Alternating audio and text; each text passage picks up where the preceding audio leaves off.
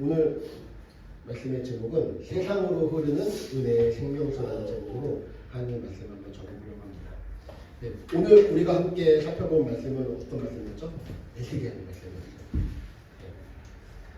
네. 땀이 들어가서 말입니다.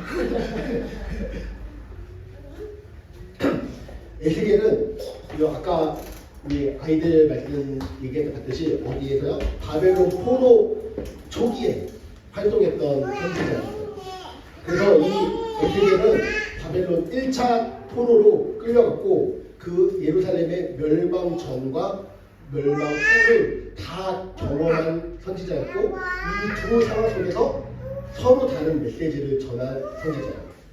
이 에스겔서를 세 부분으로 나눠볼 수 있는데 1장에서 24장까지는 이제 유다와 남유다 북이스라엘의 죄악을 고발하고 그로 인해서 하나님께서 반드시 심판하실 것이다. 그 심판은 반드시 이루어질 것이다 라고 선포하는 내용을 담고 있습니다.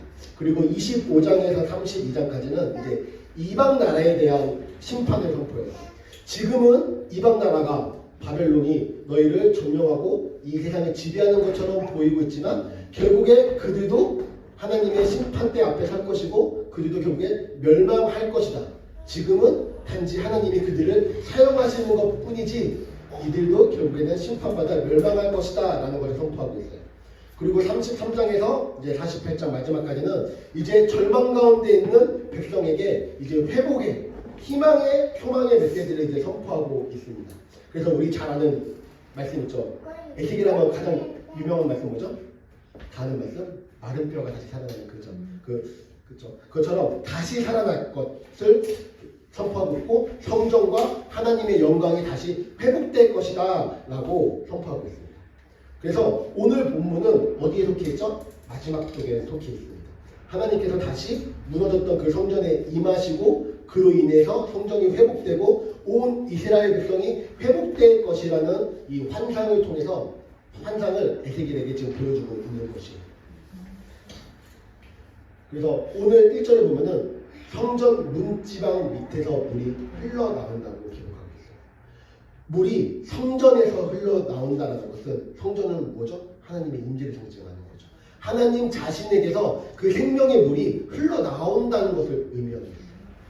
성전은 하나님 임재의 중심이었기 때문에 그곳에서 나오는 물은 은혜와 생명을 나타내는 것이었습니다. 그래서 그 은혜와 생명의 그 물은 이스라엘을 회복시킨다고 오늘 성경은 이야기하고 있습니다. 근데 그 물의 시작은 흘러내리는 것에서부터 시작된다는 거예요. 그리고 그 물은 말씀을 다시 나중에 천천히 봐보시면은 처음에 물이 스며 나온다고 기록하고 있어요. 문지방에서 스며 나오는 그 물이 어떻게 돼요? 우리의 발목을 돋는다고 이야기합니다. 그리고 더 나아가 그 물은 우리의 허리를 잠긴다고 이야기합니다. 그리고 그 물은 더 차올라서 사람이 건너지 못할 강이 된다고 오늘 성경은 이야기하고 있습니다. 하나님의 은혜는 처음에는 이러한 작은 스며듦과 같을 수 있어요. 그래서 우리가 그것을 잘 느끼지 못할 수도 있어요. 하지만 그 스며듦 같은 하나님의 은혜는 우리의 발목을 넘고 무릎을 넘고 허리를 넘어서 결국에는 우리의 삶 전체를 뒤덮는 은혜의 강물로서 우리를 완전히 휩싸게 된다는 거예요. 그렇게 이 은혜의 강물은 결국에는 우리로 하여금 하나님 앞에서 완전히 순종하게 만드는 강력한 힘이 있는 은혜라는 것입니다. 하지만 우리는 이 스며드는 은혜가 너무나 작게 느껴져요. 그래서 그것을 은혜라고 생각하지 않아요. 우리가 이렇게 지금 숨 쉴 수 있는 이유는 뭐 때문이에요? 이 공기 중에 산소가 있기 때문이죠. 근데 우리는 이 산소가 눈에 보이지 않고 당연히 우리가 숨을 쉬고 있기 때문에 이것에 대한 소중함을 우리는 기억합니다. 마찬가지예요. 우리는 스며드는 은혜는 은혜로 보지 않는다는 거예요. 근데 사실 은혜는 여러분 큰 은혜가 있고 작은 은혜가 있습니까? 아니죠. 은혜는 크고 작음을 구별할 수 없어요. 은혜는 모든 것이 하나님의 은혜고 그 모든 것은 큰 은혜라는 거예요. 근데 우리는 그것을 구별해요. 작은 은혜, 큰 은혜. 아, 왜 나에게는 이렇게 작은 은혜만 주셔? 저 사람들은 큰 은혜 주시는 것 같은데. 우리는 그렇게 생각하면서 작은 은혜를 거부하는 거예요. 아, 하나님 이거 말고요, 나에게 좀 더 큰 은혜를 주셔야죠. 이거 갖다 부족해요. 하지만 오늘 뭐라고 얘기해요? 그 스며드는 은혜를 우리가 마음을 열고 받아들일 때 그 은혜가 쌓이고 쌓여서 우리의 발목을 덮고 우리의 무릎을 덮고 우리의 허리를 덮고 나중에는 우리의 온 몸을 덮는 나가는 거예요. 하지만 우리가 그 스며드는 은혜 앞에서 그것을 막고 그 스며드는 은혜의 강물을 막았었을 때 그 은혜는 우리에게 튕겨져서 나가버린다는 거예요. 그래서 우리가 그 스며드는 은혜 앞에서 우리가 해야 할 일은 뭐예요? 그 은혜를 받아들이는 거예요. 마음을 열고 받아들이는 거예요. 근데 여기서 우리가 또 하나 기억해야 될 것이 있어요. 은혜와 마찬가지로 죄의 유혹도 사실 이렇게 스며들듯 우리에게 다가온다는 거예요. 사실 우리를 넘어뜨리는 죄의 유혹은 작은 유혹입니다. 저에게 만약에 정말 어떤 사람이 정말로 누가 막 홀짝 뽑고 있어요. 그래갖고 제가 범죄할 수 있을까요? 아니요. 그런 것들은 사실 우리가 큰 죄 앞에서는 우리는 당당하게 거부할 수 있어요. 여러분 교회 가지 마세요. 하나님 믿지 마세요. 라는 유혹 앞에 우리는 예, 하나님 안 믿을게요. 라고 그 유혹이 넘어가는 사람은 사실 별로 없다라는 거예요. 그렇죠? 근데 우리를 넘어뜨리는 유혹은 사실 작은 유혹들이에요. 한 번쯤은 괜찮지 않아? 하나님께 100의 마음을 드릴 건데 한 1 정도만 다른 사람한테 주는 거 괜찮지 않아? 이렇게 작은 유혹들은 우리가 넘어가기 쉽다는 거야. 그치? 100 중에 1인데 99는 하나님께 드리는데 이 정도면 훌륭하지 라는 마음으로 그 1의 유혹에 우리는 넘어가 버리잖아. 근데 이 별거 아닌 것 같은 그 죄의 작은 유혹에 우리가 반복해서 넘어지면 우리의 그 안의 죄악은 점점 더 우리를 사로잡아서 우리를 감싸는 큰 죄로 변한다는 거예요. 마태복음 16장 9절에는 이렇게 기록하고 있습니다. 예수께서 이르시되 삼가 바리새인과 사두개인들의 무릎을 주리라. 무릎이라는 건 뭐죠? 부풀게 하는 겁니다. 빵 반죽에 넣어서, 그쵸? 잘 알죠? 네. 빵 반죽에 넣으면 조금만 넣어도 엄청 부풀어요. 그쵸? 우리의 죄도 마찬가지라는 거예요. 우리가 보기에는 작은 죄일지 모르겠지만 그것이 우리 안에 품고 있다면 그 죄는 점점 자라납니다. 제가 어렸을 때 이 말씀을 가장 물게 말씀을 준비하면서 제가 한 초등학교 때였던 것 같아요. 그 계곡으로 놀러 갔었는데 물이 한 발목까지 되는 그 계곡이었고 어린 마음에 너무 신나니까 들어갔어요. 발목 괜찮네 하고 더 들어갔어요. 조금씩 찾아가고 저 얼마 안 갔는데 무릎까지 물이 차온 거예요. 이렇게. 근데 그 순간 제가 한 발자국을 못 딛겠는 거예요. 발을 띄면은 물살이 너무 세갖고 넘어졌어요. 그래서 그 순간에 가만히 있어갖고 움직이지도 못하고 아빠 이렇게 불러갖고 아버지가 이제 저를 이제 구해주신 그 기억이 납니다. 마찬가지죠. 우리는 그 작은 죄 앞에서 한 걸음 한 걸음 그 죄의 물결 속으로 들어간다는 거예요. 아직 무릎까지밖에 안 왔네? 아직은 괜찮은 것 같아. 라는 안일한 마음으로 우리가 계속 그 죄의 물결 속으로 걸어간다면 결국에는 우리는 움직이지 못할 그 죄 앞에서 무너지는 모습을 경험한다는 거예요. 시편 1편 1절 여러분들 잘 아시는 말씀이죠. 복 있는 사람은 악인들의 꾀를 따르지 아니하며 죄인들의 길에 서지 아니하며 오만한 자들의 자리에 앉지 아니하고 라고 기록합니다. 우리가 이 말씀을 자세히 살펴보면은 악인들의 모습, 죄의 모습은 점점 깊어지는 모습을 보입니다. 우리가 악인들의 꾀를 따르잖아요. 악인들의 꾀를 따르게 될 때 우리는 죄인들의 길에 서게 된다는 거예요. 그리고 우리가 죄인들의 길에 계속 서 있게 되면은 결국에 우리는 그 오만한 자리에 주저앉게 된다. 그 주저앉게 되버리면 우리는 더 이상 거기서 일어서 생각을 하지 않는다는 거죠. 이처럼 죄도 은혜와 마찬가지로 우리에게 스며들듯 찾아온다는 거예요. 그래서 우리가 해야 될 것은 무엇이에요? 스며드는 죄에 대해서는 우리는 철저하게 그 죄를 막아야 합니다. 하지만 스며드는 은혜에 대해서는 우리는 마음 열고 그 은혜를 받아들여야 된다. 그 스며드는 하나님의 은혜에는 강력한 힘이 있습니다. 그 강력한 은혜, 우리 삶에 들어오는 스며듦으로 흘러들어오는 그 하나님의 은혜 가운데 여러분의 발목이 잠기고 여러분의 무릎이 잠기고 여러분의 허리가 잠기고 그 여러분의 모든 삶 가운데 하나님의 충만한 은혜가 가득되기를 주님의 이름으로 축복합니다. 그리고 우리에게 다가오는 이 은혜에는 능력이 있어요.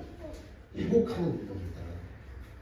은혜의 강물이 흐르는 곳에는 죽음이 생명으로 바뀌고 열매가 풍성하게 맺히는 회복이 있다는 거예요. 우리 아까 어린이 설교할 때 봤죠. 물이 확 흘러내니까 물고기도 살아나고 온갖 동물도 살아 숨쉬는 것도 식물, 생물까지도 다 살아난다는 거예요. 그리고 그 은혜의 강물이 이제 어디까지 흘러간다고 오늘 말씀 기록하고 있죠? 바다에까지 흘러간다고 이야기하고 있어요. 그리고 그 강물이 바다로 흘러가요. 사실 말이 안 돼요. 바닷물이 더 많잖아요. 강물과 바닷물이 만나면은 강물이 다시 바닷물에 사로잡히게 돼요. 왜요? 바닷물이 더 크기 때문에. 근데 오늘 하나님 은혜의 강물은 바다와 만났을 때 이 바다가 변한다고 기록하고 있어요. 여기서 이야기하는 그 바다는 사해를 이야기합니다. 사해 여러분 아시나요? 염도가 엄청 높은 바다예요. 그래서 가만히 있으면 물 둥둥 많이 여러분 보셨을 거예요. 미디어를 통해서. 근데 그 사이에는 어떠한 생명도 존재할 수 있습니다. 왜요? 염도가 너무 깊어서 뭐 물고기도 살 수 없고 생물들도 살 수 없다고 합니다. 하지만 하나님의 은혜가 이 사해로 흘러갔을 때 오늘 이 사해 가운데 생명이 살아난다고 회복이 있을 거라고 하나님은 이야기합니다.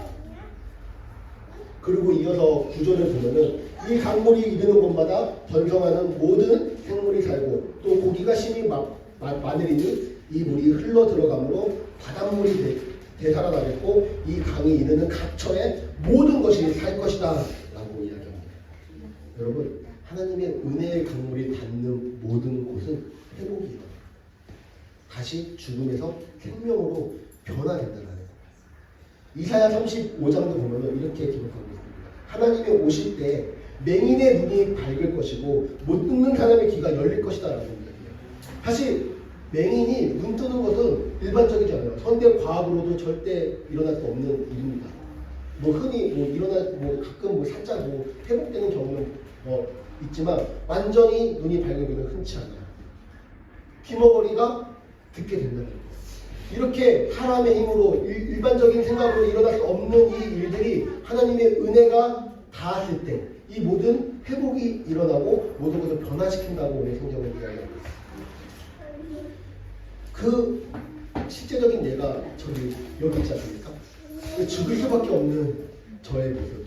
사실 여러분들에게 이야기는 다 못하지만 저의 그 화려한 과거가 있는데 제가 여러분들의 온전한 신앙생활을 위해서 제가 얘기하지 않겠습니다. 정말 죽을 수밖에 없는 저의 인생 가운데 정말 실패와 절망 가운데 살아가는 나의 인생 가운데 하나님의 은혜가 닿자 회복됐다는 거예요. 다시 살아났다는 거예요. 죽음으로 가고 있던 나의 그 인생길에서 생명으로 그 길을 바꿔주셨다는 거예요. 여러분도 마찬가지입니다. 여러분들의 인생의 삶이 어떤지 저는 자세히 알 수 없습니다. 하지만 때로 여러분의 인생 가운데 실패를 맞이할 수 있고요. 아픔을 경험할 수도 있어요. 하지만 그 가운데 하나님의 은혜가 닿을 때 그 여러분들의 아픔과 실패와 좌절과 절망은 기쁨으로 생명으로 다시 변화될 것이다. 하나님의 은혜로 회복하지 못하는 것은 없어요. 나는 안 돼. 하나님께서 다 할 수 있어도 정말로 나는 안 될 거야. 가끔 이렇게 신앙이 없는 분들 중에서 약간 도덕적으로 자기 겸손함이 많으신 분들이 계세요. 그런 분들은 이렇게 얘기합니다. 나는 교회 못 가. 나같이 이렇게 정말 죄에 집착 많고 정말로 나같이 이렇게 연약한 사람은 교회 갈 수가 없어. 교회 민폐야. 라고 정말로 훌륭한 그런 겸손한 마음을 가지신 분들이 계세요. 근데 그것은 겸손이 아니에요. 하나님께서는 능치 못하신 일을 바꾸시다. 하나님의 은혜는 바꾸시지 못할 사람이 없습니다. 여러분들도 다 변할 수 있어요. 왜요? 제가 변했기 때문에 여러분들은 저보다 훌륭한 인품과 인성을 갖고 계시기 때문에 여러분들도 하나님의 은혜가 맞닿을 때 여러분들도 변할 수 있다는 거예요. 어저께 제가 이제 그 아내랑 이야기하면서 아내가 요즘에 책을 읽고 있대요. 제목이 사모면허라는 책을 읽고 있다고 하는데 그 책에 나오는 그 사모님이 쓰신 책인데 그 책의 내용을 가지고 아내가 저한테 이야기해 주더라고요. 그분이 이제 아들을 낳았는데 아들이 한 6살 때인가 아들을 하나님이 데려가셨대요. 그러니까 그 절망 가운데 정말 그 슬픔 가운데 정말 있었던 거죠. 그 가운데 정말로 말로 정말 할 수 없는 그 슬픔과 절망과 하나님을 원망하고 있는 가운데 장로님이 이제 찾아오셨대요. 왜냐하면 그 목사님이 그 교회에 담임 목사로 부임한 지 2달 만에 일어난 일인 거예요. 그러니까 교회에 잘 적응해야 될 시기에 그런 일이 겪으니까 목사님도 사모님도 절망 가운데 정말 주저하고 있었던 상황이었던 거예요. 그러니까 보다 못한 이제 장로님이 오셔갖고 아 목사님, 사모님 저희 한 6개월 정도 이제 안식월에 좀 다녀오시는 거 어떻습니까? 라고 이야기를 했다고 해서 좀 더 쉬고 오라고 말씀한 거죠. 그러니까 그때 이 사모님이 아차 싶었다고 해요. 그래갖고 아 아닙니다. 저는 저희가 다시 열심히 살겠습니다 하고 그 다음 주에 이제 특별 새벽 기도회를 딱 했대요. 일주일. 근데 그때 하나님의 충만한 은혜가 그 가운데 임했다고 합니다. 하나님께서 이렇게 사모님한테 말씀을 하셨대요. 아프냐? 너 아들을 잃어서 아프냐? 라고 이야기하셨다고 합니다. 그때 그 사모님이 이렇게 이야기했대요. 가슴이 다 달아 없어진 것 같이 아파요. 라고 이야기했다고. 그 말씀에 하나님은 잠시의 침묵을 하신 후에 이렇게 말씀하셨다고 합니다. 나는 매일 아프다. 나에게로 돌아오지 못하고 있는 그 수많은 영혼들을 생각할 때마다 나는 매일 아프다. 라고 이야기했다고 합니다. 그 하나님의 은혜와 은혜의 강물이 사랑의 강물이 그 목사님과 사모님 가운데 뚫려 넘쳤을 때 정말로 회복될 수 없을 것 같은 그 아픔 가운데서 회복되어지는 일들을 이 목사님과 사모님이 경험을 했다고 이 사모님이 기록을 하고 있었다는 겁니다. 여러분은 지금 어떤 아픈 마음을 갖고 계십니까? 어떤 절망 가운데 계십니까? 어떠한 여러분들이 가지고 있는 어떠한 아픔과 상처와 슬픔 가운데 있을지라도 우리가 하나님의 은혜의 강물을 경험할 때 그 하나님의 은혜의 강물이 여러분들을 감당할 수 없는 그 충만한 은혜 가운데로 인도할 줄 있습니다. 요한복음 7장 37절 38절에서는 이렇게 기록합니다. 누구든지 목마르거든 내게로 와서 마시라. 나를 믿는 자는 성경에 이른과 같이 그 배에서 생수의 강이 흘러나오리라. 여러분 하나님의 은혜에 지금 목마르고 계십니까? 하나님의 은혜를 정말로 간구하고 계십니까? 그렇다면 오늘 하나님께로 나아가 그 여러분의 목마름을 그 갈급함을 영원히 마르지 않은 그 하나님의 은혜의 생수의 강물로 해결되어지는 이 예배 시간을 여러분 간절히 소망합니다.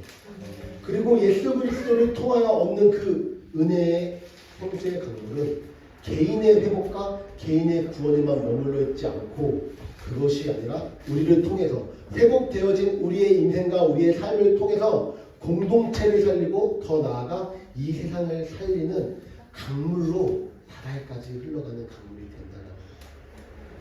우리 시대의 원드림 처치가 그 은혜의 강물이 가득 흘러 넘치는 교회가 되기를 소망합니다. 그러기 위해서는 하나님의 은혜의 강물이 흘러 넘쳐야 돼요. 그렇게 하려면 은혜의 강물이 통과된 여러분 한 사람 한 사람이 있어야 돼요. 하나님의 은혜가 충만한 한 사람을 통하여서 그 은혜가 이 공동체 가운데 가득 채워질 거라는 거예요. 그리고 그 하나님의 은혜의 강물은 이곳에만 머물러 있는 것이 아니라 이 세상을 살아가는 모든 교회와 이 땅을 살아가는 온 열방 가운데로 그 은혜가 흘러간다는 거예요. 그 은혜의 강물이 여러분들의 삶 가운데 가득 채워지기를 소망합니다. 그 은혜의 강물이 여러분들의 가정을 회복할 겁니다. 그리고 여러분들의 부부관계, 자녀와의 관계가 회복됩니다.